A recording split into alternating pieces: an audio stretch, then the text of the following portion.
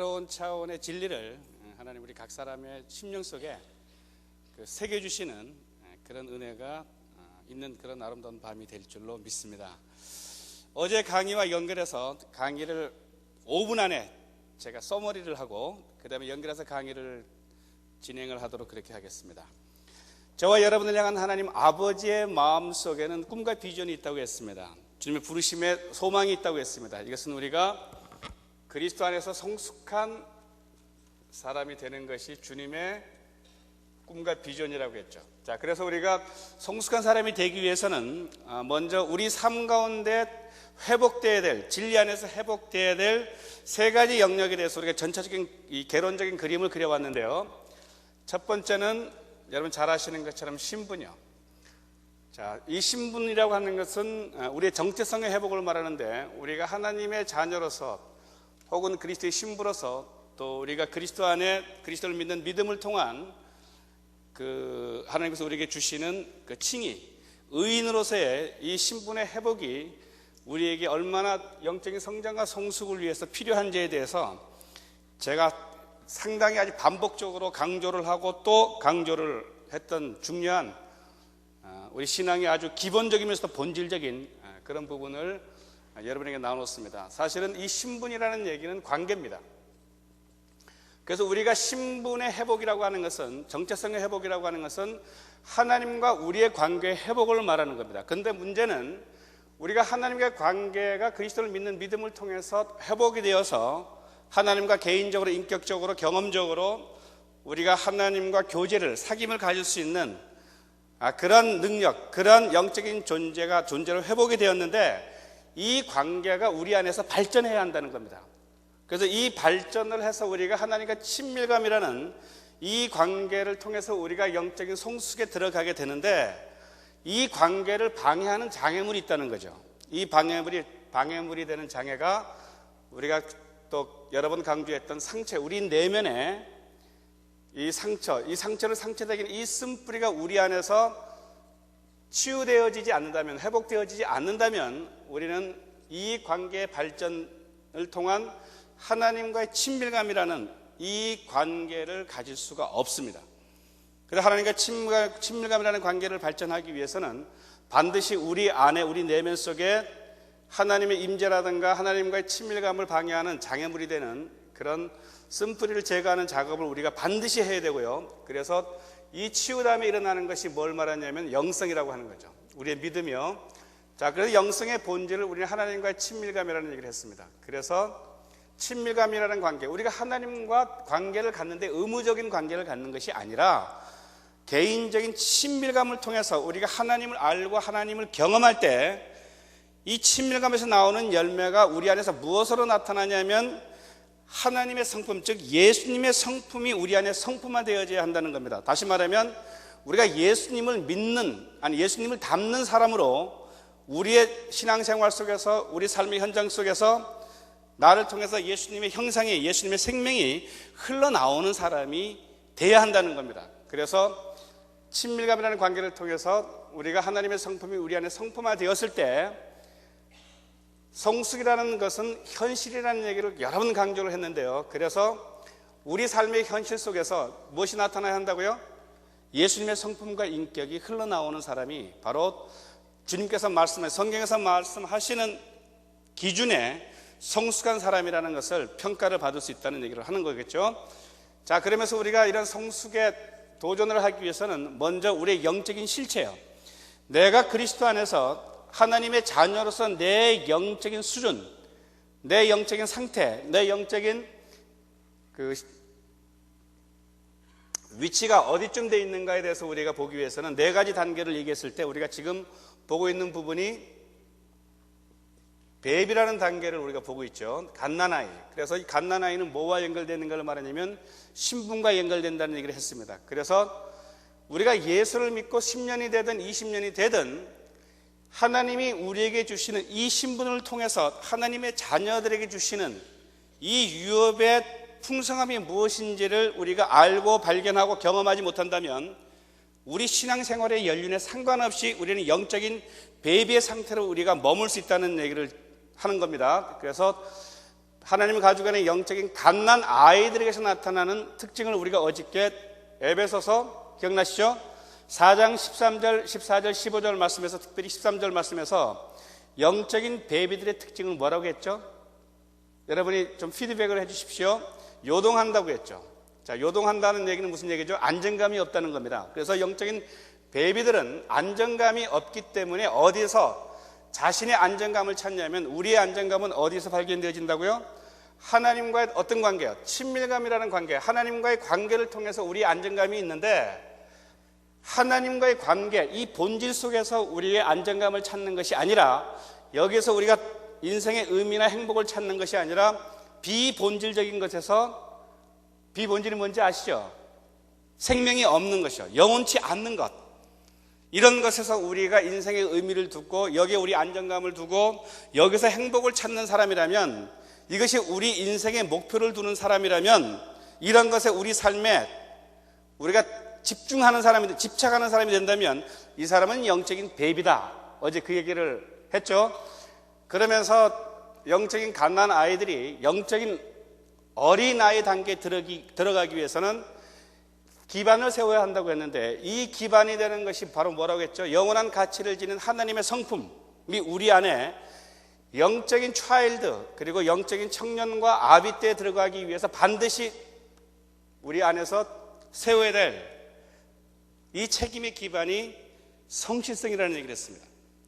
여러분, 이게 얼마나 중요한가를 얘기하는 겁니다. 근데 무엇에 우리가 성실해야 하는가, 무엇에 우리가 성실하게 헌신해야 하는가를 얘기했을 때 우리가 무엇에 대한 성실을 얘기했죠? 여러분 기억이 잘 안 나시죠? 본질에 헌신하라고 했죠. 그럼 본질이 뭐라고 했어요?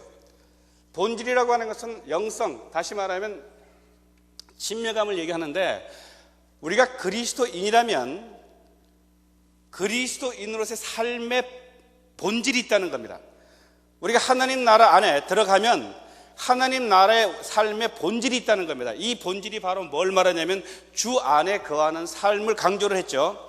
자, 그러면 주 안에 거하는 삶의 개념을 제가 여러분들에게 요한복음 15장 말씀에서 어떻게 설명했죠? 또 기억이 잘 안 나죠? Abide in me. 제가 거품물 정도로 강조를 했어요. 두 가지 영역에서 얘기했죠. 본질이라고 하는 것, 영원한 생명을 가진 것, 그래서 주 안에 거한다는 성경에서 말하는 정확한 이 개념의 의미는 어떤 개념의 의미를 담고 있냐면, 하나님과의 친밀감 속에서 하나님이 어떤 분이신가를 알아가는 삶, 이것이 바로 에녹이 300년 동안 주님과 믿음으로 동행했던 삶을 말하고 있는 겁니다. 그래서 하나님이 에녹의 삶을 통해서 우리에게 도전하는 것은, 우리가 주님과 동행한다고 하는 의미가 어떤 의미를 말하냐 하면, 하나님의 임재 가운데, 하나님의 임재라는 그 자체가 여러분에게 아주 익숙한 단어이지만 실제로 여러분 안에서 경험하기가 어려운 그런 단어일 수 있습니다. 그런데 분명한 것은 하나님의 임재 가운데서 하나님이 어떤 분이신가를 알아가는 삶. 자, 그럼 하나님이 어디 계시죠? 아니, 예수님이 어디 계시죠? In my heart. 예수님이 내 안에 계신 거예요. 내 안에 계신 그 주님과 개인적인 관계예요. 이것을 인격적인 관계라고 말하죠. 이 인격적인 관계를 주님과의 친밀감을 나누는 관계라는 얘기를 하는 겁니다. 우리가 하나님에 대해서 많은 정보나 지식을 가질 수 있습니다.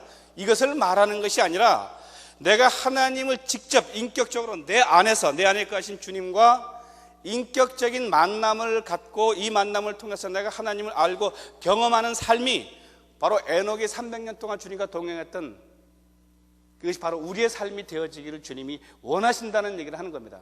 그런데 이 삶을 방해하는, 다시 말하면 이 하나님과의 친밀감, 하나님의 임재를 방해하는 장애물이 우리 안에 상처다, 쓴뿌리다, 이 얘기를 이제 우리가 다시 전개를 하게 될 것이고요. 자, 그러면 이 말이 여러분들에게는 또 좀 개념이 좀 추상적일 수 있다고 했죠. 그럼 실제적으로 어떻게 하면 우리가 하나님과의 친밀감이라는 관계를 매일매일 우리의 삶 속에서 발전시켜 나갈 수 있겠느냐? 실제적인 그런 발전시킬 수 있는 도구가 우리에게 필요하다는 거예요. 툴이. 그래서 이것을 뭐라고 얘기했죠? 묵상이라는 얘기를 했잖아요. 경건의 시간이요.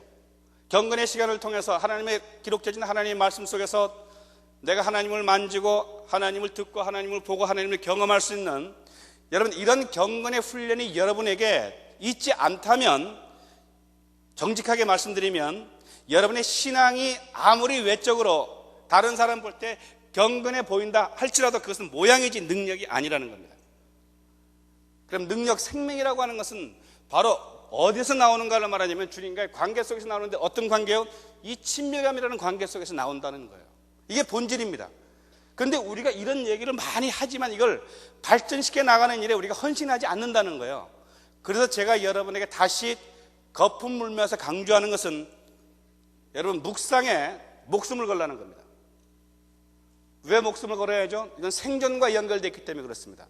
무슨 생존과 연결되어 있습니까? 여러분 영적인 여러분의 영의 생존과 연결되어 있기 때문에 만일에 여러분이 3년이든 5년이든 10년이든 신앙생활을 하면서 성실하게 일관성 있게 지속적으로 하루에 여러분이 10분이든 20분이든 성실함으로 내 삶의 본질이라고 아니 우리 인생의 본질이라고 말하는 주 안에 거하는 삶, 다시 말하면 하나님의 말씀을 묵상하는 이 일에 여러분이 헌신할 수 있다면 그 결과가 어떻게 나타날까요? 그 열매가 여러분 안에 하나님의 성품이, 예수님의 성품의 인격이 여러분 안에 성품화되어지고 인격화되어져서 여러분을 통해서 하나님의 형상, 하나님의 생명을 사람들이 보게 된다는 얘기를 하는 겁니다. 이것이 바로 빛과 소금이 되는 삶의 가장 강력한 메시지가 되는 그런 통로가 되어지기를 주님이 원하신다는 거예요.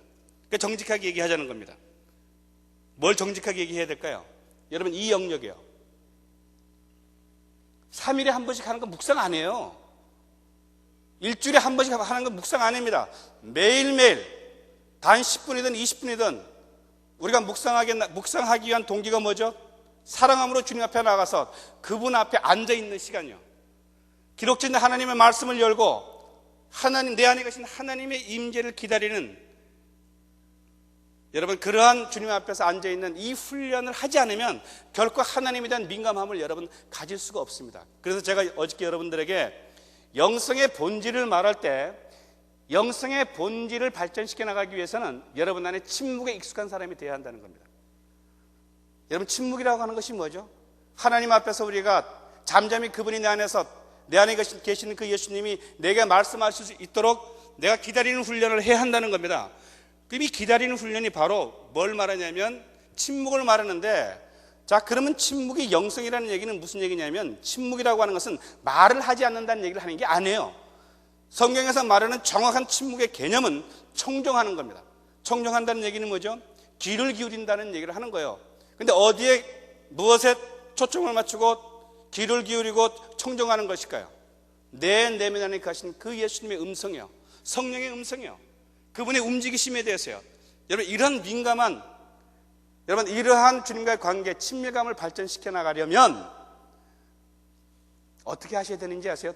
개인적으로 주님 앞에 나와서 하나님 말씀 속에서 묵상을 하시라는 겁니다. 그래서 진정한 묵상의 열매는 무엇으로 나타나냐 하면 여기 예배가 나오는 거예요.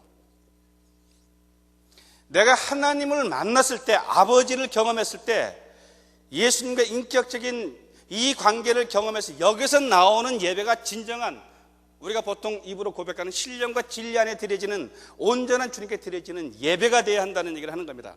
그럼 온전한 예배의 열매가 뭐죠? 온전한 예배의 열매를 성경에서 뭐라고 말하냐면 너희가 너희 삶을, 너희 몸을 하나님이 기뻐하시는 거룩한 산 제사로 드리라. 이는 너희가 주님께 드리는 영적인 예배라고 말하잖아요. 여러분 온전한 예배라고 하는 것은 하나님이 내게 이 묵상을 통해 개인적으로 하시는 말씀을 내 삶 가운데 어떻게 하는 거죠? 연결시키는 거예요.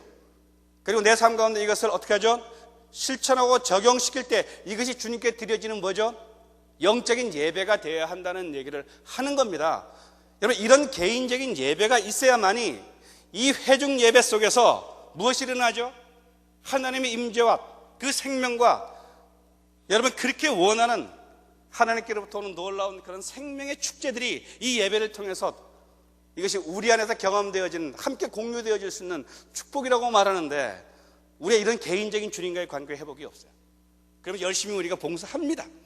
열심히 예배에 참석합니다. 수요일이든 금요일이든 주일이든. 그런데 왜 참석하는 거죠? 참석하지 않으면 여러분의 무거움이 있죠, 부담감이 있죠, 정죄감이 있죠. 그런 것 아닙니다. 의무로 우리가 참석하는 것 아니에요. 정말 내 안에 계신 예수님과 인격적인 만남을 통해서 그분을 그분을 경험한 그런 흔적을 가지고 주님 앞에 나와서 온 마음을 다해서 우리가 주님께 우리의 사랑을 예배를 통해서 고백하고 표현하고 우리를 드리는 것이 진정한 예배 아닐까요? 그래서 우리가 이러한 자리에 들어가기까지는 바로 우리가 어떤 과정들을 지나가야 하는가를 우리가 배워야 한다는 겁니다. 자, 5분이 지났죠 벌써. 이게 이래서 잘 안 되는 거예요. 제가 왜 이런 얘기를 하냐면 이 강의가 하도 어렵다는 얘기들을 사람들이 많이 해요. 그래서 다시 반복해서 또 해주고 하는데 아마 저도 지겹고요, 여러분들도 지겨운 사람들이 있을 겁니다. 왜 했던 얘기를 또 하고 또 하느냐. 근데 너무 중요한 얘기잖아요. 그럼 오늘 처음 오신 분도 계시잖아요. 그분들을 위해서 어쩔 수가 없잖아요. 처음부터 이렇게 일관성 있게 참석을 했으면 제가 이렇게 또 흥분하지 않아도 되는데. 자, 그러면 이제 두 번째, 오늘 아주 중요한 이 관계에 대한 영역을 보겠습니다. 하나님 가족 안에 영적인 베이비들에게서 나타나는 두 번째 특징이 어디 나와 있냐 하면 고린도전서, 여러분 있는지 없는지 반드시 확인을 하셔야 됩니다. 3장 1절에서 4절 말씀까지만 적어 놓으십시오. 더 관심 있는 분들은 고린도전서 2장 16절부터 볼 수가 있는 말씀인데요, 이 말씀 제가 지금 시간이 없어서 제한시키겠습니다.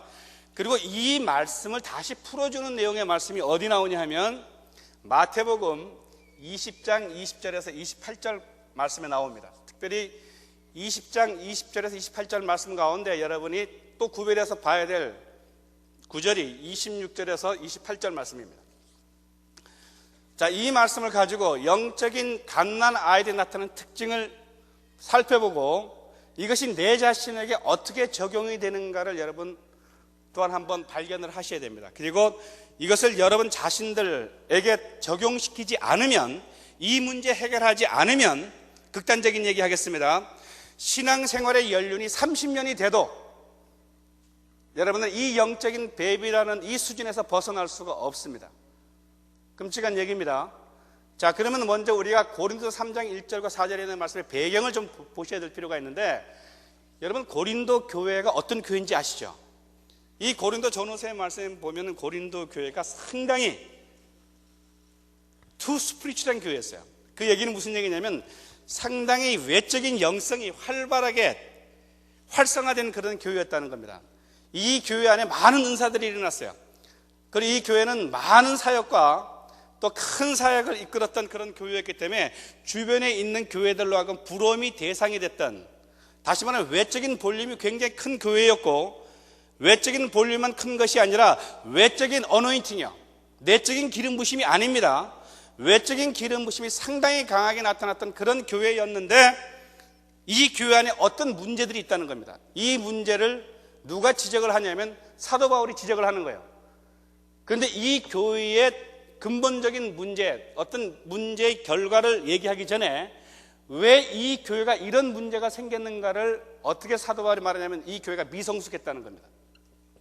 미성숙이라고 하는 것이 뭐죠?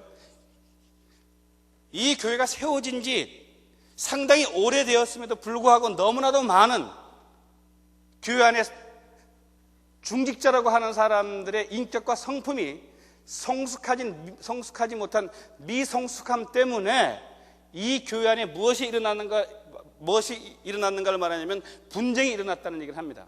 자, 그러면 이 분쟁이 일어났다고 말했을 때 성경은 뭐라고 말하냐면 너희 안에 시기와 분쟁이 있다고 했어요. 자, 그럼 이 시기와 분쟁의 결과는, 이 시기와 분쟁의 실체는 교만입니다. 그러면 이 교만의 뿌리는 사실은 뭐로부터 시작되는가를 우리가 보셔야 되는데 오늘 이 부분을 우리가 찾아야 됩니다. 자, 그럼 이 부분을 우리가 보기 전에 이 시기라고 하는 성경에서 말하는 이 개념과 분쟁이라는 이 개념이 어떤 개념인가를 정확하게 이해를 하셔야 됩니다. 자, 그러면 시기라고 하는 것은 뭐냐면 소유하려고 하는, 말이 빠르죠 제가 지금, 소유하려고 하는 이기적인 욕망이 시기라고 하는 것이고요. 분쟁이라고 하는 것은 뭘 말하냐면 이것은 제가 어저께 잠깐 언급을 했습니다만은 이 분쟁은 이 안에 어떤 정신이면 시비하는 정신이 있다는 겁니다. 자, 그러면 제가 어저께 이 시비하는 정신을 어떻게 얘기했냐면 싸우려고 하는 정신이요. 싸우려고 하는 성격을 말합니다. 우리 안에 어떤 성격의 장애를 일으킬 때 이 장애가 있는 사람들 안에서 나타나는 반응이 바로 이 시비하는, 싸우려고 하는, 어제 얘기했죠? 그냥 넘어갈 수도 있는 것인데, 덮어줄 수도 있는 것인데, 이런 사람 자기 자신을 어떻게 한다고요? 정당화시키고 합리화시키는 자기 변명을 나는 원칙적인 사람이고 나는 정확한 사람이고 나는 분명한 사람이기 때문에 반드시 이 문제 이것 짚고 넘어가야 한다고 이렇게 드러내서 흔들어대서 그래서 교회 안에 분쟁과 분열을 가져오는 그런 성숙하지 못한 사람들에 대한 모습을 얘기하는 거예요. 자, 그러면 이게 뭔지 아시겠죠? 분쟁이라고 하는 것은 심각한 얘기인데요. 이 분쟁의 시작이 뭐로부터 시작됐는가를 말하자면 시기라고 하는 겁니다. 그럼 이 고린도 교회 안에 어떤 시기였을까요? 영적인 경쟁의식, 영적인 시기들로 인해서 이 교회 안에 이런 문제가 생겼다면 이 시기의 출발점이 뭐죠? 그러면 경쟁의식이라고 하는 겁니다.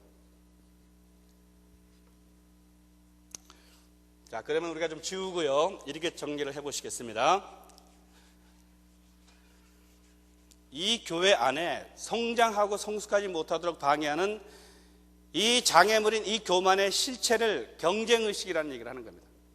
쉽게 말하면 우리 안에 있는 이 경쟁의식이라는 이 교만의 실체입니다. 이 경쟁의식이라고 하는 이 어둠의 정신이 우리 안에서 다뤄지지 않으면, 이 영역에서 여러분이 자유로운 사람이 되지 못한다면 우리가 영적으로 그리스도 안에서 성숙한 사람이 될 수가 없다는 말씀을 제가 말씀을 통해서 증명해 보일 겁니다. 자, 그래서 이 경쟁의식이 무엇인지에 대한 먼저 정의를 내려야 되는데요. 경쟁의식이라고 하는 것은 이런 정신을 얘기하는 겁니다. 다른 사람들보다도 내가 더 높아지고자 하는 이기적인 욕망, 다른 사람보다 내가 더 중심이 되겠다고 하는, 여러분, 이런 이기적인 욕망이 경쟁의식이라고 하는 겁니다. 그래서 이런 경쟁의식이 있는 사람들은 항상 자기 자신에 대한 긴장감만 있는 것이 아니라 다른 사람들에 대해서도 늘 긴장감을 가지고 다른 사람에 대해서 위협을 느끼면서 두려움을 가지면서 긴장감을 끌고 다니는 사람들의 삶의 모습을 우리가 우리 주변에서 볼 수 있다는 얘기를 할 수가 있는 거겠죠. 자, 그러면 우리가 왜 이런 경쟁의식이 그러면 생기냐는 거예요. 제가 여러분에게 베이비의 특징은 뭐와 연결된다고 했죠? 신분이요. 우리가 하나님의 자녀라고 하는 것, 이 근거는 뭐죠? 우리가 누구의 생명을 가졌다고요? 아들의 생명을 가졌기 때문에 이것이 우리가 하나님의 자녀라는 근거라고 했습니다. 자, 아들의 생명이기 때문에 내가 누구만큼이나, 예수 그리스도만큼이나 내가 존엄 속에 가치 있고 의미 있는 존재라는 이 진리 안에서 나를 발견한 사람이라면 내 자신에 대한 뭐고죠? 만족함이 있다는 거예요. 무슨 말인지 아시겠어요? 내 자신에 대한 자유함이 있는데 내 자신에 대한 만족이 없기 때문에 우리는 다른 사람의 것을 우리가 부러워한다는 얘기를 하는 겁니다. 그럼 뭘 부러워하죠? 다른 사람의 성공을 부러워하겠죠. 다른 사람의 재능을 부러워할 수 있겠죠. 여러분, 다른 사람이 가지고 있는 어떤 영적인 사역들을 부러워할 수 있겠죠. 많은 어떤 내게 없는 다른 사람의 어떤 것을 내가 부러워하게 되면 우리는 그 사람을 마음으로 말이죠, 우리가 인정해주고 격려해주고 칭찬해주고 그리고 더 나아가서 마음으로 우리가 그 사람을 섬기는 사람이 되실 수가 없습니다. 겉으로는 우리가 어떤 사람의 그런 재능이나 은사나 성공이나 부나 이런 걸 보면 격려를 하지만 마음속으로는 우리 안에 불편함을 느끼는 사람들이 있죠. 겉으로는 우리가 정말 칭찬을 해주지만 우리 안에서는 어떤 갈등을 진행시키는 그런 사람들이 있다면 그것이 왜 그런가를 말하냐면 내가 그리스도 안에서 누구인지를 아직도 내 정체성에 대해서 알지 못하기 때문에. 그래서 여러분, 신분이 얼마나 중요한가를 여러분 알아야 한다는 겁니다. 그래서 이 신분의 회복을 통해서 우리가 성장하고 성숙할 수 있다는 얘기를 하는데요. 자, 그러면 우리가 이 경쟁의식이라는 얘기, 자, 보십시오. 이 경쟁의식이라는 정신은 무엇을 대적하는 정신이죠? 섬김의 정신을 대적하는 것이죠. 자, 그럼 하나님 나라 안에서 가장 크신 분이 누굽니까? 예수 그리스도시죠. 그 예수님이 뭐라고 말씀하셨죠? 나는 섬김을 받기 위해서 온 자가 아니라 섬기기 위해서 오신 자라고 말했죠. 자, 그러면 하나님 나라 안에서, 하나님의 가족 안에서 여러분 큰 자가 되기를 원하십니까? 아멘 했습니다. 이미 어저께 이틀 동안. 어떻게 아멘 했죠? 나 하나님 나라에서 어떤 사람이 되고 싶다고 했어요? 성숙한 사람이 되고 싶다고 했잖아요. 성숙한 사람이 된다는 얘기는 뭡니까? 하나님 나라의 성숙의 열매는 뭐로 나타난다고요? 섬김의 정신을 통해서 나타나는 섬김의 어떤 삶의 모습들을 보여줘야 한다는 겁니다. 이게 하나님 나라의 큰 자를 얘기하는데, 보십시오. 근데 오늘날 교회 안에 섬김의 정신을 갖지 못하게 하는, 섬김의 정신을 대적하는 다른 사람에 대해서는 내 안에 경쟁하는 이런 정신이 있다면 우리는 성장하고 성숙할 수 없다는 얘기를 하는 겁니다. 그런데 재미있는 표현이 뭐냐면 마태복음 20장 이 말씀을 풀어준다는 얘기는 뭐냐면 우리에게 위로가 되는 말씀이에요. 제자들이 경쟁의식이 있었어요. 중심이 되고자 하는 이기적인 욕망의 어떤 다툼을 보았습니다. 그래서 예수님께서 제자들을 책망하는 말씀이 여기에 담겨 있는데 뭐라고 말하죠? 너희는 서로 경쟁의 대상이 아니라는 거예요. 서로의 부족한 부분을 어떻게 해주죠? 채워주고 섬겨줌으로 온전케 세워주는 관계가 하나님 나라 안에, 이 믿음의 공동체 안에, 교회 안에 관계를 말한다는 얘기를 하는 겁니다. 그러면서 예수님이 이렇게 말하는 거예요. 제자들에게 내가 이 땅에 온 것은 섬김을 받기 위한 것이 아니라 섬기기 위해서 오셨다는 얘기를 하는 겁니다. 그래서 여러분들이 하나님 나라의 큰 자, 섬기는 자가 되려면 여러분 안에 경쟁의식이라는 이 어둠의 정신에서 벗어나서 섬김의 정신, 섬김의 영이 우리 안에 회복되는 이런 은혜의 역사가 먼저 일어나야 한다는 얘기를 하는 겁니다. 그래서 이 부분의 실체를 우리가 이렇게 한번 설명을 한번 해보죠. 우리가 예수를 믿게 되면 믿기 전에 우리는 세상 어떤 사회, 세상이라는 어떤 공동체의 생활을 합니다. 근데 세상의 어떤 공동체 안에서는 무엇이 있죠? 경쟁의식이 있습니다. 경쟁에서 이겨야만이 용납받는, 경쟁에서 이겨야만이 우리 성공할 수 있는 서바이벌, 경쟁해야만이 우리가 살 수 있는 어떤 그런 사회 구조적인 어떤 그런 관계 속에서 우리가 살아온 삶에 익숙한 사람들이 됩니다. 그러다 우리가 예수를 믿죠? 자, 예수를 믿으면 우리가 어디로 들어오죠? 세상 가족으로부터 하나님 가족 안에 들어오죠. 그러면 세상 가족에서 하나님 가족 안에 들어오면 세상에 살던 그런 정신을 버리고 하나님 나라의 정신을 가지고 우리가 살아야 되는데 사람들이 세상 정신을 가지고 교회 안에서 그대로 삽니다. 근데 당분간 얼마 동안 그렇게 사는 건 이상한 것이 아니에요. 정상적인 것입니다. 왜냐하면 우리가 예수를 믿기 전에 살았던 모든 세상적인 어떤 삶이 교회 안에 들어와서 모든 것이 한순간에 모든 것이 새롭게 완전히 바뀌는 그런 것이 아니잖아요. 성장이라는 과정을 통해서 우리가 세상 정신을 우리 안에 밀어내고 하나님의 정신이 우리 안에 자리를 잡도록 만드는 것이 바로 어떤 우리의 어떤 신앙생활의 과정일 수 있다는 얘기를 하는 겁니다. 자, 그럼 보세요. 아주 중요한 진리를 얘기하겠습니다. 여기 세상 정신, 세상의 어떤 공동체라고 합시다. 이 세상에는 어떤 스피릿이 있냐면, 정신이 있냐면 이것은 행위요 조건적인 겁니다. 경쟁에서 이겨야만이 라고 하는 어떤 조건적인 행위가 있습니다. 그래서 여기를 경쟁이라고 합니다. 이게 세상에서 말하는 정신을 말하고, 근데 우리가 들어오죠. 이건 하나님의 공동체입니다. 그러면 하나님의 공동체는 무엇에 기초를 둘까요? 어떤 정신에 기초를 둘까요? 얘기해 주십시오. 제가 첫 시간에 얘기했습니다. 행위와 반대되는 게 뭐라고 했죠? 내가 하나님의 자녀가 된 것은 행위가 아니라 뭐라고 했어요? 은혜라고 했죠. 자, 그러면 세상 정신이 아닌 하나님 가족 안에 정신은 은혜 기초를 두죠. 자, 그럼 은혜의 기초는 무엇에 기반을 둔, 무엇에 은혜의 기초, 은혜가 기초가 된다면 이 위에 세워지는 것이 뭐죠? 은혜 위에 세워지는 것이 뭐죠? 경쟁과 반대되는 게 그럼 뭐예요? 그럼 아시겠죠? 섬김이죠. 자, 우리가 어떤 사람들을 섬겨야 되는데 어떤 사람을 섬길 수 있는 근거가 뭔가를 봅시다.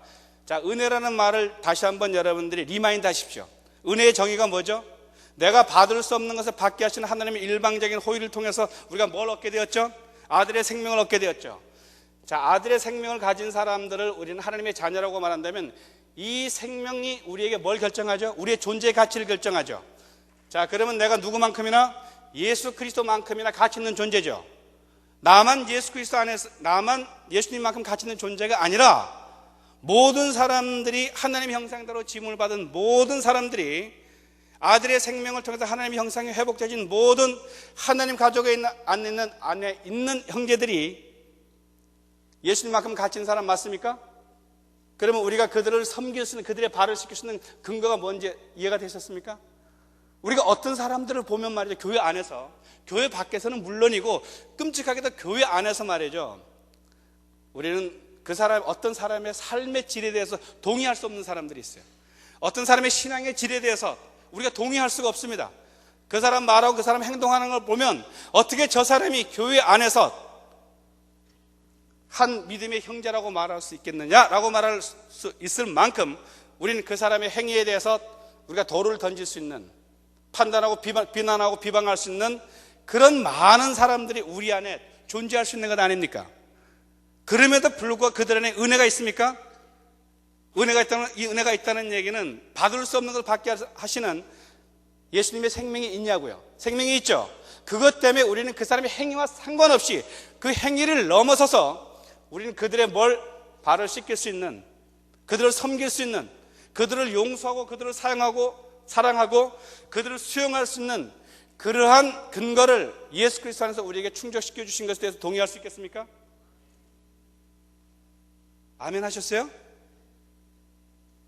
여러분의 인생을, 여러분의 영혼을 위협하고 흔드는 그런 사람들에 대해서 여러분 가슴속에 품을 수 있는 그런 충분한 근거를 여러분이 예수님이 주셨는데 이 진리 안에서 우리가 살고 있는지를 지금 물어보는 거예요. 내가 너희를 사랑한 것처럼 너희가 서로 사랑하라. 주님이 우리를 어떻게 사랑하셨죠? 우리가 하나님과 원수 되었을 때, 우리가 하나님 앞에서 하나님을 대적했을 때 하나님의 사랑을 받을 수 있는 어떤 도덕적인 선한 행위가 아무것도 없었을 때 하나님이 우리를 어떻게 사랑하셨다고요? 그의 아들을 우리에게 주심으로 우리에 대한 자신의 사랑을 확증하셨다고 말하는 것 아닙니까? 그래서 주님이 뭐라고 말하죠? 내가 너희를 이와 같이 사랑한 것처럼 너희가 서로 사랑하라. 이로써 너희가 진리 가운데 속한 사람인 줄을, 너희가 빛 가운데 행하는 사람들인 줄을, 이럴 때 너희가 하나님의 자녀인 줄을, 너희가 서로 사랑할 때 너희가 나의 제자인 줄을 그들이 알게 될 것이다. 왜 많은 그리스도인들이 진리에 대해서 갈등하는지 아십니까? 왜 많은 그리스도인들이 진리 안에 있음에도 불구하고 진리에 대해서 혼돈을 갖는 이유요, 구원의 확신에, 제 용서에 대한 확신에 사람들이 갈등하는 이유가 있다면 왜 그런지 아세요? 바로 이 진리 안에 있지 않기 때문에 그렇습니다. 내가 너희를 사랑한 것처럼 너희가 서로 사랑하라는 이 진리 안에 우리가 머물지 않는다면, 우리가 진리 안에 있음에도 불구하고 우리는 진리의 혼란 속에서 우리가 살아갈 수밖에 없는, 이것이 바로 오늘 교회 안에서 가지고 있는 우리들의 문제일 수도 있고 안타까움일 수 있다는 얘기를 하는 거겠죠. 보십시오. 여기서 이 행위와 은혜에 대한 얘기를 대표적으로 누가 얘기냐? 바울이 이런 얘기했어요. 내가 나된 것은 행위로 말미암은 것이 아니라 뭐라고 말했죠? 은혜로 말미암았다는 얘기했습니다. 이 진리를 바울이 발견했을 때 바울은 이 진리 안에서 모든 사람을 섬기는 데 있어서 이 사람 갈등하지 않았습니다. 모든 사람이란 어떤 사람까지를 포함했어요. 내가 사랑할 수 없다 말하는 그 사람까지를 포함해서, 내가 이 사람만큼만은 용서할 수 없다고 말하는 그 사람까지를 포함해서 이 사람 모든 사람을 사랑했을 때, 그래서 이 사람 하나님 나라의 어떤 사람이 됐죠? 바울이 하나님 나라의 큰 자라는 사실에 대해서 우리 모두가 갈등하지 않습니다. 근데 하나님, 우리가 이런 사람이 될 수 있기 위해서는 먼저 우리 안에 무엇이 회복되어야 하는가를 분명히 말씀하고 있는 거겠죠. 자, 그러면 여러분 안에 경쟁의식이 있습니다. 근데 이 문제가, 이 내 안에 있는 이 교만의 실체라는 어둠의 영이, 이 어둠의 정신이 우리 안에 다뤄지기 위해서는 우리가 한 샘플을 보셔야 합니다. 이 샘플, 우리가 모델이 되어주는 사람이 누구냐면 야곱이라고 하는 사람입니다. 자, 우리가 신분에서 우리가 성숙에 들어가기까지 과정, 그리고 우리가 베이비에서 영적인 아비까지 가는데 몇 년이 걸린다고 했죠? 20년이라고 하는 20년의 근거가 누구를 통해서 보여주는 모델이냐 하면 야곱이라는 사람을 통해서 보여주는 겁니다. 자, 성경에 보면 창세기 27장에서 34장 말씀까지 보면 야곱의 생애가 기록되어 있습니다. 여러분, 야곱이 어떤 사람인지 여러분 잘 아시죠? 한번 여러분 아시는 대로 야곱의 삶에 대해서 한번 얘기를 해 주십시오. 그 사람의 인격과 그 사람의 성품 안에 예수님의 성품, 하나님의 성품이나 하나님의 인격을 찾아볼 수 없었던 이 사람의 어떤 삶의 모습을 우리가 성경에 쉽게 발견할 수 있죠. 교활한 사람이에요. 아주 극단적인 이기주의자였습니다. 수단과 방법을 가리지 않았습니다. 무엇을 위해서? 자신의 목표와 목적을 이루는 데 있어서는 그 사람은 어떤 사람이었죠? 사기꾼과 같은 자기의 어떤 목적을 위해서 아버지와 형을 속이고 이용했던 사람이에요. 다른 사람에게 고통을 주고 불이익을 준다 할지라도 자신이 어떤 목적을 위해서는 다른 사람을 희생시키는 데 있어서 이 사람의 정죄감이 없을 만큼 여러분 그런 어둠의 삶을 살았던 사람이에요. 그래서 이 사람의 출생을 보면 어떤 출생으로 기록되어 있죠? 태어날 때부터 어머니의 태 속에서부터 형과 싸웠어요. 이기려고 하는 정신이요. 그 태어날 때 형의 발꿈치를 움켜잡고 경쟁의식입니다. 그러면 사람들은 누구나가 본능적으로 우리의 성향입니다. 죄의 성향이요. 이기려고 하는 이기적인 욕망, 이걸 뭐라고 말하면 경쟁의식이라는 말보다도 경쟁의식이라는 말을 우리가 이렇게 얘기합시다. 이것을 우리가 이기적인 욕망이라고 합시다. 사람은 누구나가 욕심, 태어날 때부터 이 욕망을 가지고 태어납니다. 근데 이 욕망이라고 하는 이 실체는 야곱에게 안에서 숨겨져 있었습니다. 이 사람이 몸이 성장하면서 청년의 나이가 되었을 때 이 욕망의 실체가 밖으로 드러났죠. 자, 우리도 마찬가지입니다. 여러분, 우리가 이 욕망 어디에 있냐면 우리 내면 속에 숨겨져 있어요. 우리가 포장하고 있는 겁니다. 그런데 이것이 내 내면 속에 숨겨져서 포장되어 있으면 전혀 이 문제가 우리 안에 다뤄질 수가 없습니다. 그런데 하나님이 우리를 쓰시려면 여러분 안에 있는 욕심이요, 이 욕망의 문제가 다뤄지지 않으면 하나님이 우리를 충분히 사용할 수 없다는 얘기를 하는 겁니다.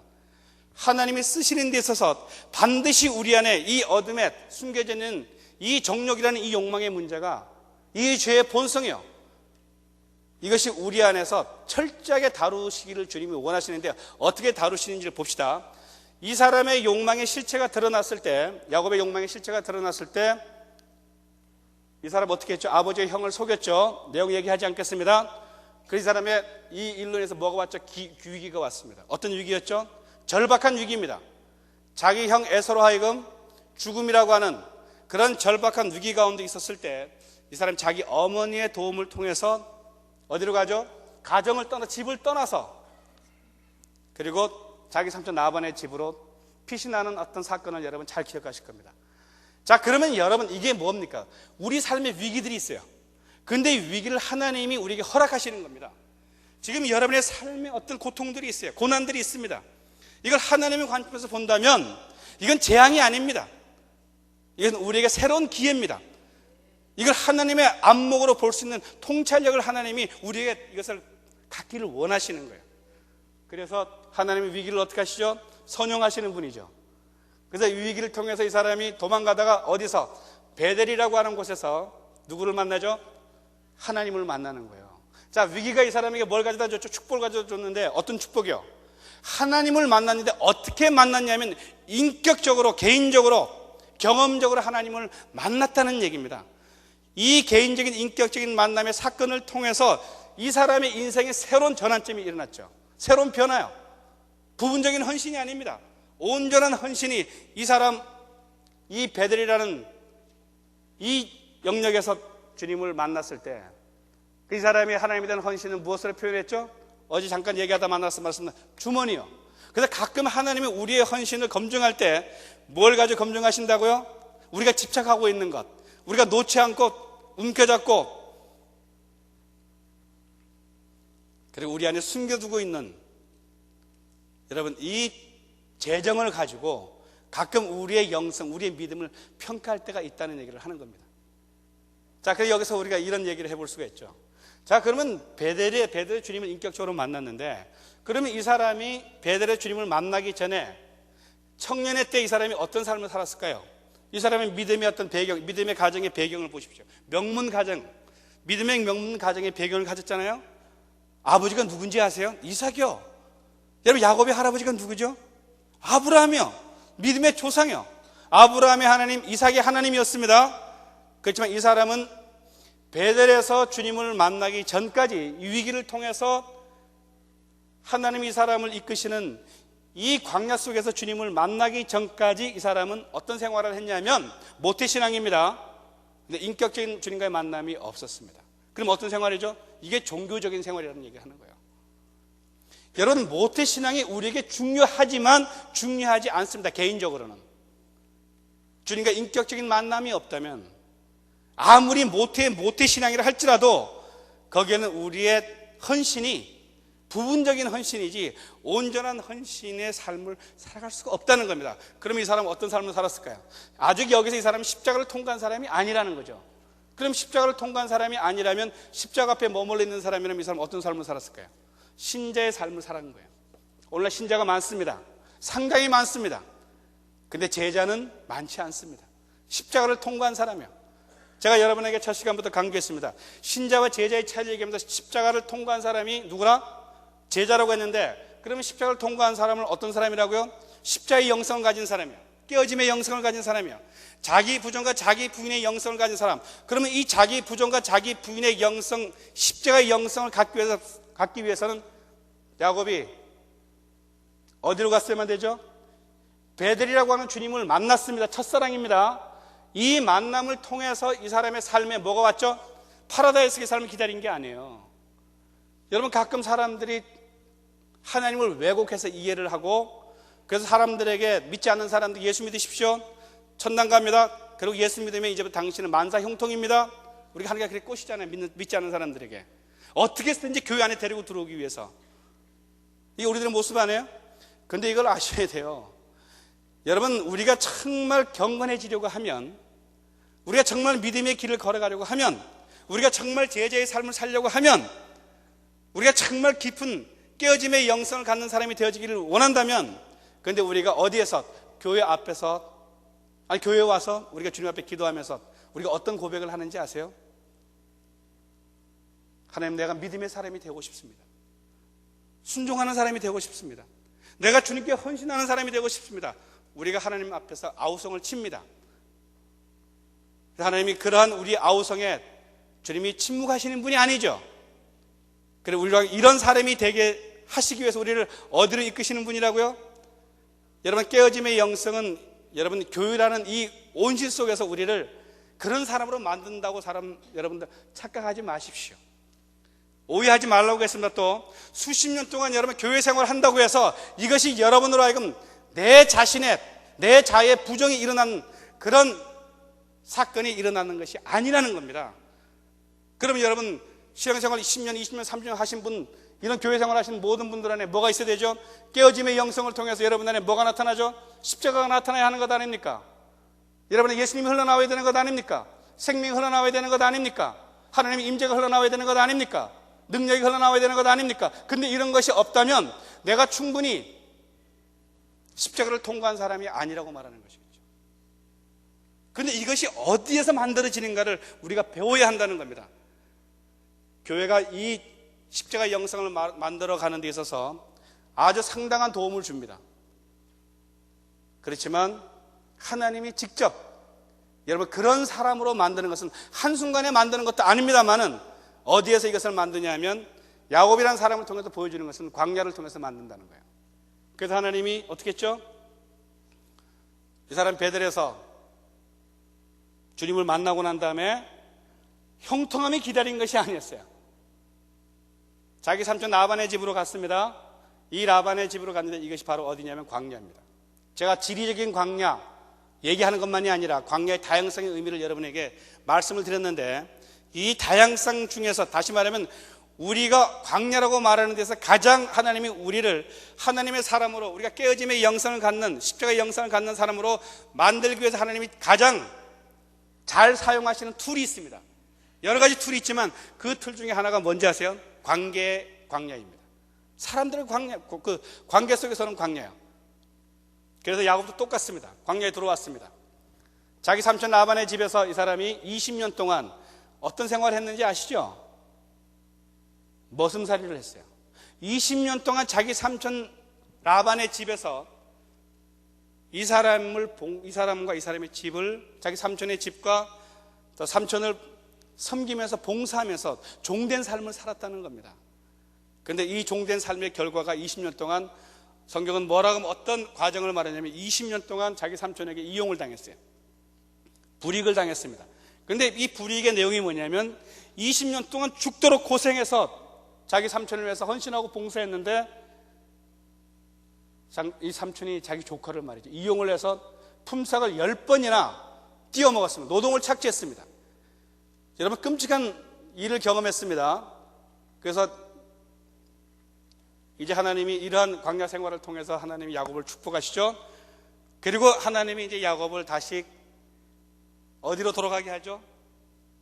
고향으로 돌아가게 하는 이 사건 속에서 우리가 야곱이 어떤 인생을 살았는지를 두 가지, 하나님이 성경을 통해서 야곱의 어떤 삶을 살았는지 증거해주는 그런 내용이 담겨 있습니다. 이 두 가지가 뭐냐면, 누구를 통해서 고백되어지는, 증거되어지는 그런 내용이냐면 자기 삼촌 라반에 의해서 말이죠. 20년 동안 이 사람을 이용했던 자기 삼촌 라반과 야곱의 관계가 서로 쓴뿌리에 의해서 서로 원망하고 저주하면서 서로 원수된 그런 관계로 등을 돌린 것이 아니라 얼마나 아름다운 증거를 자기 삼촌 라반에게서 봤냐면, 첫 번째는 뭐라고 말하냐면, 내가 20년 동안 너의 삶을 지켜본 즉 하나님이 너와 함께하는 것을 내가 목도하였다. 무슨 얘기죠? 하나님의 임재를 보았다는 얘기를 하는 겁니다. 기가 막힌 얘기 하는 것 아닙니까? 여러분, 우리가 하나님의 임재를 경험하기를 원하시죠? 반응하셔야 됩니다. 근데 이 하나님의 임재를 경험하려면 어디에서 이 하나님의 임재를 경험할 수 있을까요? 광야에 들어가지 않는다면, 영문 안이 아니라 영문 밖으로 나가서 여러분 하나님의 다스림 안에서 하나님을 신뢰하고 하나님을 의지하는 이 믿음의 훈련을 하지 않는다면 결코 우리 안에 하나님의 임재를 경험할 수 없다는 얘기를 하는 겁니다. 여러분, 이 하나님의 임재에서 나오는 것이 뭔지 아십니까? 가장 강력한 영적인 권위는 어디서 나오는지 아세요? 하나님의 임재에서 나온다는 얘기를 하는 겁니다. 그럼 여러분의 교회 담임 목사님이신 이성철 목사님 위해서 기도하셔야 됩니다. 어떻게 기도하셔야 되죠? 하나님, 우리 목사님께 광야를 주시옵소서. 이렇게 기도하기는 곤란하지만 여러분, 이렇게 기도하잖아요. 하나님의 임재가 있는 하나님의 사람이 되게 해 주시옵소서. 이 기도에 하나님 100% 응답을 하시는데 어떻게 응답하는지 아세요? 목사님 어디로 데려가실까요? 하나님이 신실한 분이라면 광야 속으로 데려갈 수밖에 없어요. 여러분, 이 불을 통과할 때마다 하나님의 사람으로서 이 권위가, 이 능력이, 이 내적인 기름 부심이 이 교회 안에 얼마나 큰 생명의 축복인가를 여러분 우리가 아셔야 됩니다. 여러분, 이렇게 기도하시는 겁니다. 하나님, 우리 목사님 축복해 주세요. 축복해 주세요. 그럼 이 축복해 달라는 여러분 의미가 어떤 의미인지 저는 잘 모릅니다만은, 하나님은 여러분이 목사님을 축복해 달라고 할 때마다 하나님이 목사님 어디로 데려가시는지 생각하셔야 돼요. 조금 여러분 안에 혼란스럽죠? 자, 혼란되지 않도록 제가 확실하게 정리를 해드릴 겁니다. 자, 그 다음에 두 번째, 자기 삼촌에서 어떤 증거를 받았냐 하면 20년 동안 너의 섬김과 너의 희생적인 헌신을 통해서, 너의 종된 삶을 통해서 나와 내 집이 복을 얻었다고 하는 겁니다. 여러분, 우리가 그리스도인이라면 우리가 누구로부터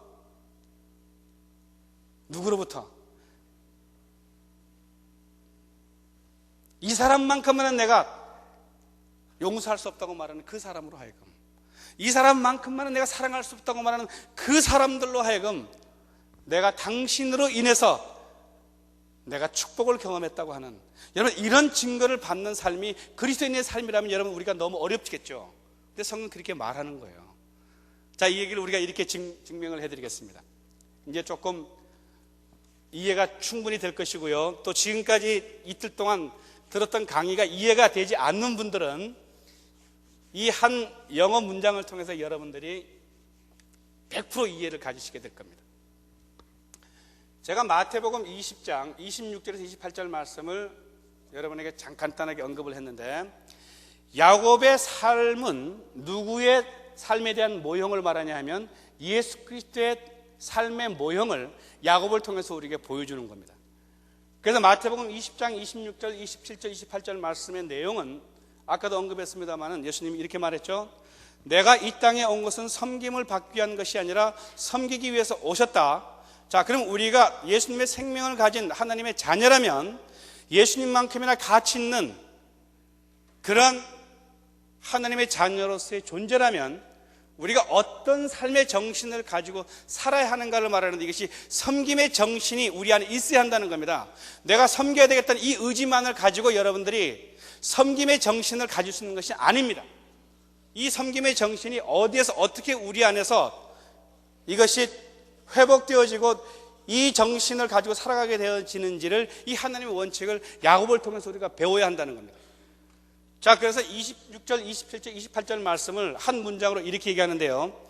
제가 문과들을 위해서, 문과 말고요, IQ가 2자리 숫자분들을 위해서 제가 영어로 쓰겠습니다.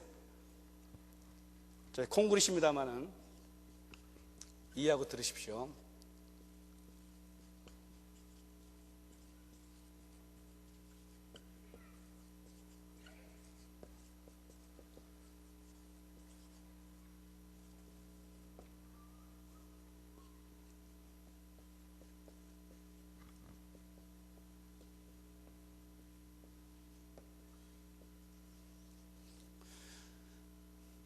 If you want to be great in God's kingdom, learn to be the servants of all.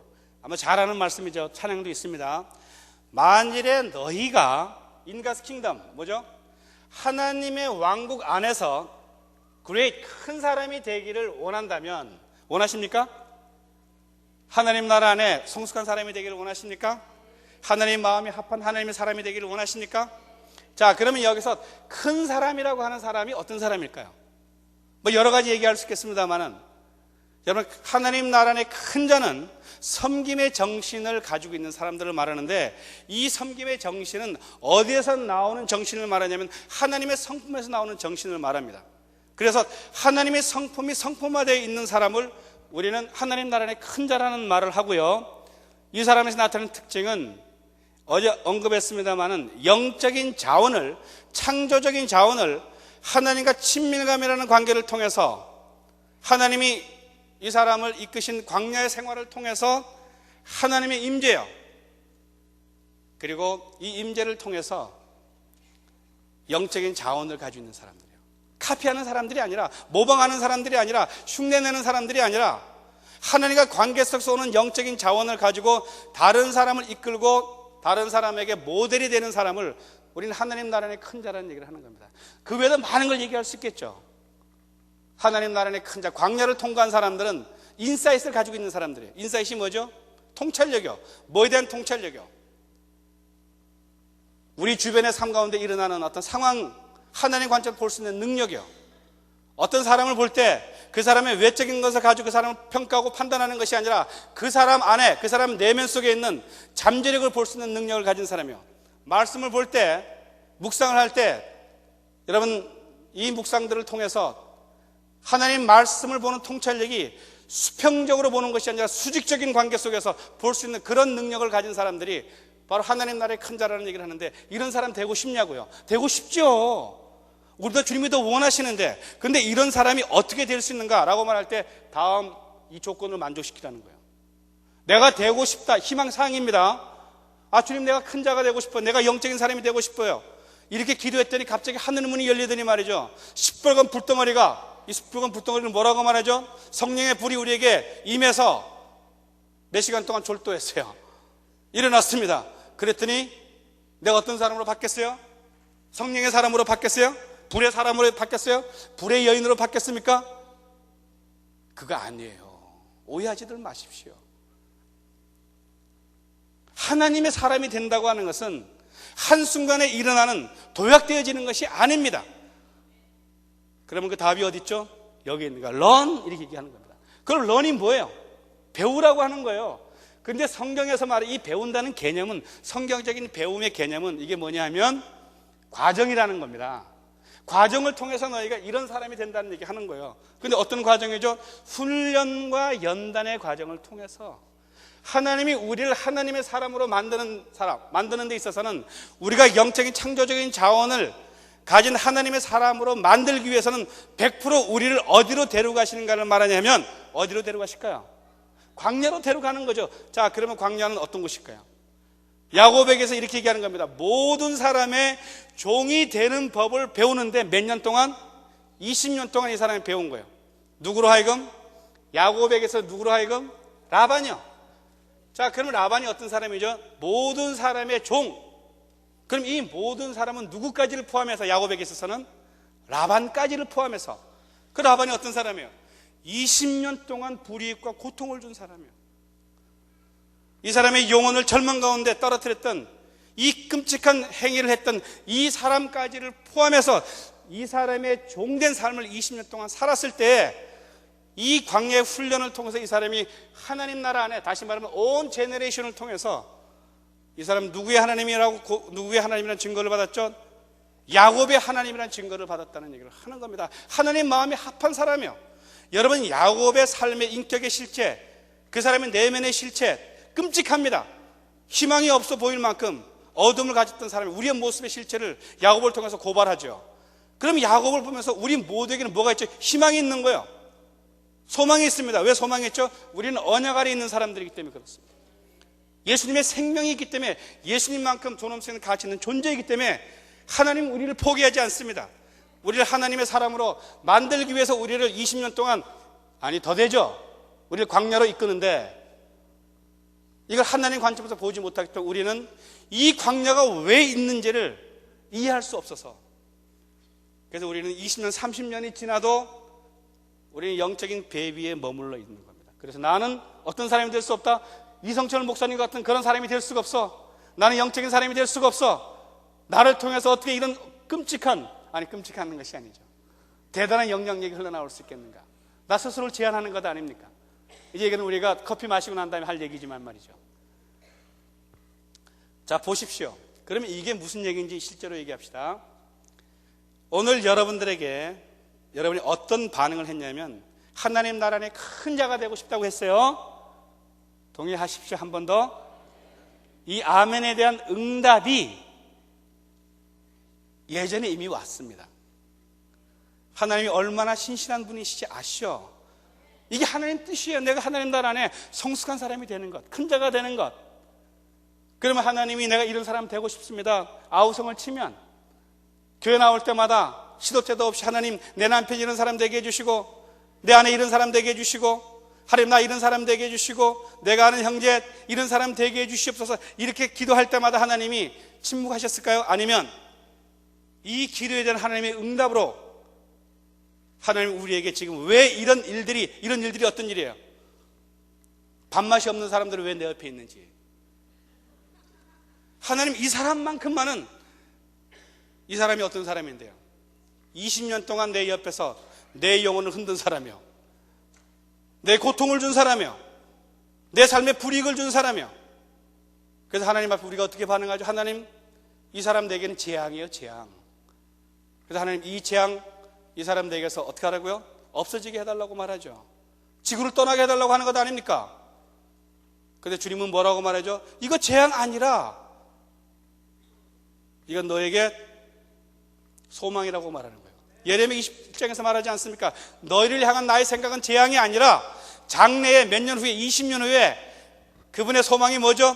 우리로 하여금 20년 이 광야, 하나님 정말 내가 사랑할 수 없고 용서할 수 없고 용납할 수 없는 이 사람을 통해서 하나님 우리가 어떤 사람이 되기를 원하죠? 하나님 내 큰 자가 되기를 원해서 이런 사람 옆에 붙여놨는데 우리가 어떻게 반응하는 거예요? 그 사람 옆에 있으면 이 사람 때문에 내가 못 살겠다고 하는 거잖아요. 이 사람 때문에 내가 교회 여기서 생활할 수 없다고 말하죠. 저 사람 교회를 떠나든지 내가 떠나든지, 이런 극단적인 결단을 우리가 왜 하는지를 이해하실 수 있겠어요? 더 재밌는 얘기 하나 해드릴까요? 야곱이라는 사람과 라반이라는 사람 관계를 보십시오. 누구죠? 친척이에요. 삼촌과 조카예요. 가족관계입니다. 그러면 여러분을 옆에서 상처를 주면서 여러분을 흔들면서 여러분의 영혼을 절망 가운데 있게 하는 사람들은 멀리 있는 이웃이 아니에요. 어떤 내가 알지 못하는 사람에 의해서 여러분이 어떤 하나님의 사람으로 만들어지는 것이 아니라 가족관계요, 또 믿음의 공동체라는 교회 안에 있는 함께 신앙을 공유하는, 생명을 공유하는 이 사람들에 의해서 여러분들이 상처를 받는 거예요. 그래서 어떻게 반응한다고요? 주님, 이 사람 때문에 나 더 이상 살 수 없어요. 그럼 여러분 실제적으로 적용되어지는 게 뭡니까? 여러분 정말 20년 이상 한 이불을 쓰는데 한 공간 속에서 생활하면서 이 사람 때문에 여러분 주님 앞에 나와서 호소하면서 울면서 여러분 그런 고통이 여러분 안에 있는 것 아니에요? 근데 왜 사냐고요? 어제 얘기했죠. 두 가지 이유 때문에 사신다면서요. 하나는 자식들 때문에 사는 것이고, 그놈의 정이 뭔지, 그 정 때문에, 성경은 정 때문에 살라는 말씀 없는데 상처를 가지고 사는 거예요. 그게 사는 게 사는 거냐고요. 정으로 사는 게 아닙니다. 그거는 성경은 우리에게 뭐라고 말해? 부부간의 관계, 부모와 자녀들의 관계는 사랑과 신뢰 기초 위에 살라고 말하는데, 우리 사랑과 신뢰가 아니죠. 의무로 사는 거 아닙니까? 그럼 뭐로 사는 거죠? 왼수처럼 사는 거예요. 몇 년 동안. 이게 부부간의 관계만을 얘기하는 게 아니에요. 고부간의 관계든 어떤 관계든, 가족들 관계 안에서 하나님은 왜 이런 사람들이 내 옆에 있는지 여러분 이걸 아셔야 됩니다. 그 여러분 옆에 여러분의 영혼과 여러분 삶을 흔드는 그런 사람이 있는 게 이상한 건 절대로 아닙니다. 그건 여러분이 기도해야 되는 응답으로, 끊임없는 하나님의 신실한 그 응답에 의해서 여러분들이 그 사람들을 통해 여러분이 하나님의 사람으로 만들어질 때까지 결코 그 사람들이 옆에서 떠나지 않습니다. 어떤 사람 하루 아침에 딱 보면 정말 내 얼굴 근육에 경련을 가져다 주는 사람 있잖아요. 우울증을 가져다 주게 하는 사람들이 어떤 사람들인지 아시잖아요. 내 감정의 정서를 불안하게 만드는 사람도 어떤 사람이요, 내 안에서 통제되지 않는 분노가 내 안에서 그 도끼가 흘러나오게 하는 사람이 어떤 사람들인지 아시잖아요. 근데 그 사람들이 왜 있냐는가를 우리가 아셔야 되는 거예요. 그래서 뭐라고요? 우린 재앙이다 이렇게 얘기하는데, 하나님은 뭐라고 봐요? 이건 우리의 관점이고, 하나님의 관점은 뭐죠?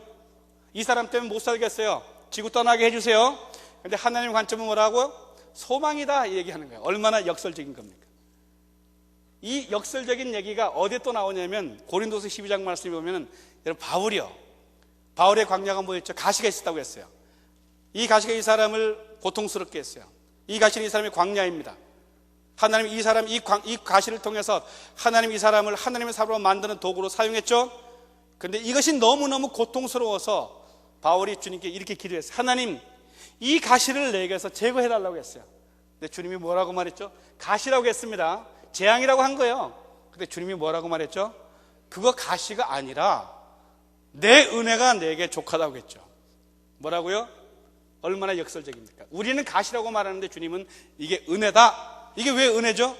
이 가시가 있기 때문에 네가 자고하지 않는 사람이야, 교만하지 않는 사람이야, 겸손한 사람이 되게 하기 위해서 이 가시가 너를 찌를 때마다, 네가 고통이 있을 때마다 이 고통이 없다면 너는 내게 나오지 않는다는 사실을 주님이 바울에게 말씀하고 있는 거예요. 이 진리를 발견했을 때 이 사람은 이 재앙이라고 말하는, 이 가시라고 말하는 고통으로부터 자유로워졌다는 얘기를 하는 겁니다. 그러면 자유롭다는 얘기는 무슨 얘기입니까? 육체의 고통은 고통입니다. 이 육체의 고통의 자유함을 말하는 것이 아니에요. 이 영혼의 자유함을 이 사람은 경험했다는 얘기를 하는 겁니다. 바로 주님이 이것이 우리에게 원하는, 주님이 주신 진리를 말하는 것이고 생명을 말하는 것이에요. 자, 그럼 여러분 다시 한번 물어보겠습니다. 여러분, 가시가 없이, 여러분의 영혼을 위협하고 고통을 주는 사람이 없이, 그런 삶의 환경이 여러분 안에 있지 않다 할지라도, 없이 여러분 교만 가운데 행하기를 원하세요? 절대로 아니죠. 그럼 가시가 있다 할지라도, 나를 고통스럽게 하는 이런 사람이 있다 할지라도, 이 고통은 다양성 있는 광야를 얘기했죠. 여러분 지금 재정적인 어려움이 있는 분들 계시죠? 사업적인 어려운 분들 계시죠? 자녀들의 문제 있는 분들 계시잖아요. 많은 어떤 그런 다양한 문제들이 있지 않습니까? 여러분, 이것은 여러분들에게 위기라고 생각하지 마십시오. 이건 새로운 기회입니다. 문제는 하나님이 이걸 통해서 하나님이 우리에 대해서 갖는 그분의 뜻이 무엇인지를 여러분을 발견할 때 여러분 이 고통을 여러분들은 피해서 도망가는 것이 아니라 이것을 여러분이 어떻게 하죠? 수용한다는 겁니다. 수용이 뭐죠? 직면한다는 얘기를 하는 겁니다. 이걸 직면할 때 하나님 이것을 어떻게 하죠? 여러분에게 자원으로 만드시는 거예요. 어떤 자원이요? 영적인 자원이요. 영적인 자원이 뭡니까? 하나님을 만나고 하나님을 경험하는 이 자원만큼 가치 있고 무게 있는 아름다운 축복의 자원이 우리에게 없습니다. 여러분 이런 자원들을 얼마만큼 가지고 있느냐? 여러분 가슴 속에, 여러분 영혼 속에 내가 얼마만큼 이 고통들을 통해서 하나님을 경험했는가, 하나님을 알고 있느냐, 이 자원을 가진 사람을 하나님은 부유한 사람이라고 말하는 거예요. 부자가 아니라 부유한 사람이요. 여러분 이게 바로 예수를 믿는 사람들이 갖는 생명 아니겠어요? 이런 생명이 있냐고요. 이런 생명이 있다면 정말 고통 가운데 있는 사람들에게 그 생명을 나눠주고 함께 공유할 수 있겠죠. 그런 영향력을 주는 그런 사람이, 그런 공동체가 되기를 주님이 원하신다고 얘기하는 거겠죠. 보십시오. 더 재밌는 얘기가 있습니다. 그 더 재밌는 얘기가 뭐냐면 이겁니다. 야곱이 누구에게 당했죠? 아니, 누가 야곱이 누구에게 고통을 줬죠? 불이익을 줬죠? 상처를 줬죠? 에서요. 아버지에게요. 그대로 당하죠. 심는 대로 거두는 하나님의 법칙에 의해서. 자, 그러면 야곱과 라반은 어떤 사람? 똑같은 사람 아닙니까? 그러면 여러분들이 누군가를 알고 싶으세요? 그러면 여러분이 누군가를 알고 싶다면 하나님 내가 누군가를 알려주세요. 여러분 그렇게 기도하실 필요도 없어요. 여러분 삶 속에, 여러분 관계 속에, 여러분을 위협하는 어떤 삶의 광야 속에서 여러분의 영적인 실체를, 여러분의 삶의 실체를, 여러분의 내면의 실체를 가장 정확하게 볼 수 있는 척도가 된다는 얘기를 하는 겁니다. 이 말은 무슨 얘기냐면 정말 밥맛이 없다고 말하는 그 사람, 어떤 사람이 내가 분노가 일어난다면 그 분노의 시작을 여러분 한번 뿌리를 찾아보십시오. 그 분노가 어디서 나올까요? 나로부터 나오겠죠. 나로부터 나온다는 얘기는 뭡니까? 상처로부터 나오는 것이겠죠. 쓴뿌리에서 나오는 것이겠죠. 그러면 그 사람이 누구를 얘기하는 거죠? 이 사람 때문에 못 살겠다고 말하는 그 사람의 모습이 바로 누구의 모습인가를 주님이 우리의 실체를 보게 하시기 위해서 그 사람 우리에게 옆에 두시는데 우리는 항상 주님 앞에 나가서 어떻게 반응하죠? 그 사람보다 항상 나는 의롭죠. 그래서 하나님 저 사람 바꿔달라고 하죠. 절대로 여러분이 그런 기도에 하나님 응답하지 않는다는 사실도 아셔야 됩니다. 하나님 그 사람 동안 너 바뀌라고 내가 너에게 줬는데 나 바뀔 생각 안 하고, 그래서 모든 관계의 출발은 상대로부터 시작한다면 이 사람은 이 관계에 실패한 사람이에요. 이해가 되셨죠? 자, 끔찍한 얘기죠? 축복을 이 하나님 눈으로 보시라는 거예요. 하나님 관점으로 보시라는 거예요. 정리되는 얘기는 이런 얘기입니다. 이런 얘기는 한없이 할 수 있는 얘기인데요. 정리합시다. 라반이라는 사람, 이 사람의 행위가 얼마나 악한지 여러분 아셨죠? 그러면 이 악한 행위를 가진 사람에게 은혜가 있습니까? 얘기하십시오. 사람들이 은혜가 있냐고 물으면 은혜가 없다고 말해요. 은혜가 없으니까 이 사람의 행위를 가지고 항상 돌을 드는 것 아닙니까? 근데 아까도 언급했습니다마는 나는 항상 내가 라반이 아니에요. 나는 항상 당하는 야곱이에요. 근데 내게 고통을 준 라반이라는 사람은 항상 자기를 생각할 때 자기가 누구라고 생각하죠? 라반이라고 생각하지 않죠. 자기는 늘 야곱이라고 생각합니다. 우리가 그런 사람이라는 거예요. 그런데 우리에게는 은혜가 있어요. 그렇죠? 그런데 내게 고통을 준 그 사람의 행위를 보면, 내 인생을 파괴시키고 절망시켰던 그 사람의 행위를 보면, 그 사람의 삶의 질을 보면, 그 사람의 신앙의 질을 보면 우리는 그 사람의 삶에 동의할 수 없다는 거 아닙니까? 그래서 우리가 판단하고 비방하는 것 아닙니까? 비방이라고 하는 거예요. 이게 얼마나 무서운 것인가를 아셔야 됩니다. 우리가 어떤 사람을 판단하고 비방하는 이 죄가, 이건 사단의 성품에서 나오는 것인데, 이게 뭘 말하냐면 그 비방이라는 사단의 성품에서 나오는 이 어둠은 그 사람의 존재 가치를 파괴시키는 거예요. 자, 그러면 은혜라고 하는 것 다시 얘기합니다. 여러분에는 생명이 있어요. 이 생명은 누구의 생명이죠? 예수님의 생명이요. 그러면 라반이라고 말하는 사람, 은혜는 값없이 받는 것이 은혜입니다. 그 사람에게 생명이 있죠.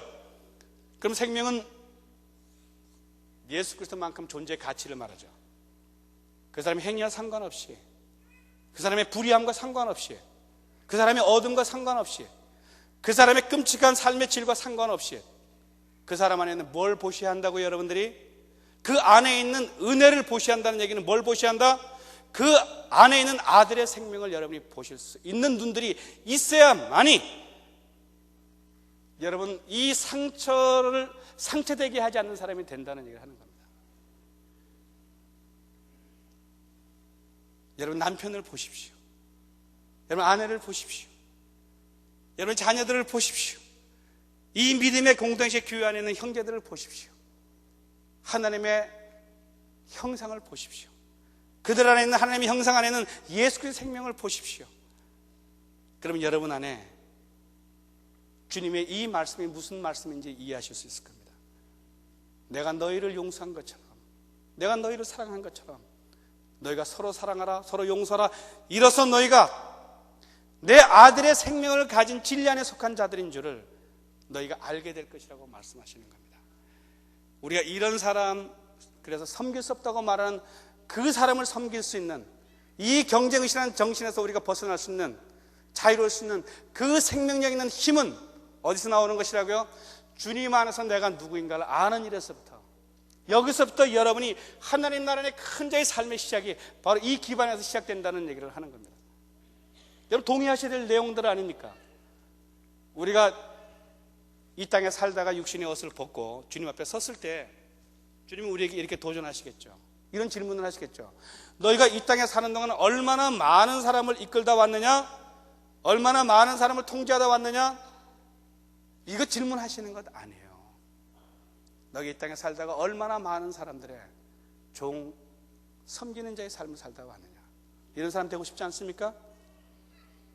섬기는 자의 삶이요, 종된 자의 삶이요, 섬김의 정신, 종의 정신, 예수 그리스도의 정신을 여러분이 가지려면 이 정신이 바로 어디서 나오는가를 말하냐면 아들의 생명에서 나온다는 사실입니다. 한 영혼이 온 천하보다 귀하다고 하는 이 예수님의 생명을 통한 존엄성이요, 이 존경을 볼 수 있는 이 영의 눈이 열리기 전까지는 여러분 결코 다른 사람, 그들의 발을 씻기는 종의 자리에 들어갈 수가 없습니다. 여기까지 하고요, 우리가 브레이크를 하고 그 다음에 더 실제적인 얘기 우리가 더 깊이 할 수 있도록 가지 마십시오. 10분 동안, 아니 15분 동안 브레이크를 하겠습니다.